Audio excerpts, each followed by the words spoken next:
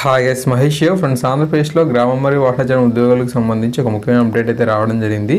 2 ఏళ్ల professional period కంటే ముందే మనం ఒకవేళ ఈ గ్రామం మరియు వాటాచారం జాబ్స్ అనే కనుక వదిలినట్లయితే అప్పటి వరకు చెల్లించిన జీతభత్యాలు కావచ్చు, అంతేకాకుండా గవర్నమెంట్ మనకు ట్రైనింగ్ సంబంధించి ఏవైతే అమౌంట్ వెచ్చించిందో ఆ యొక్క అమౌంట్ కావచ్చు రిటర్న్ చేయాలి అనే ఒక నిబంధన అయితే ఉండింది కదా. దీనికి సంబంధించి గోపాలకృష్ణ ద్వివేది గారు ట్విట్టర్లో ట్వీట్ అయితే చేశారు.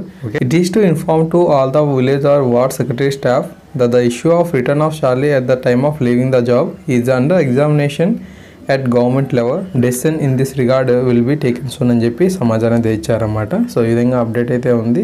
ప్రభుత్వం ఇంకా దీన్ని పరిశీలించే దశలో అయితే ఉంది అని చెప్పి కూడా వీరిక్కడ ఖచ్చితంగా తెలుపుతున్నారు. ఖచ్చితంగా ఈ అమౌంట్ని రిటర్న్ చేయాలనే నిబంధన అయితే ఏదైతే ఉందో సో దాని మీద ఖచ్చితంగా వీరు అప్డేట్ అయితే అతి త్వరలోనే ఇస్తారని చెప్పి అనిపిస్తూ ఉందన్నమాట.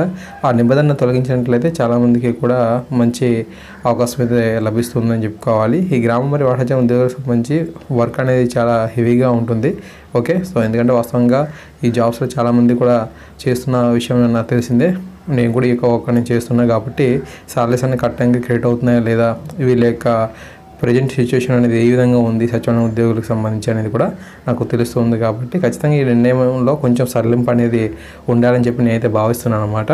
ఓకే, పూర్తి స్థాయిలో ఈ యొక్క అమౌంట్ని అనేది రిటర్న్ చేయాలనే నిబంధన మాత్రం కరెక్ట్ కాదని చెప్పి నా యొక్క సొంత అభిప్రాయం. తప్పకుండా మరిన్ని ముఖ్యమైన అప్డేట్స్ మీకు అందిస్తూ ఉంటాను. ఓకేనా, thanks for watching this video.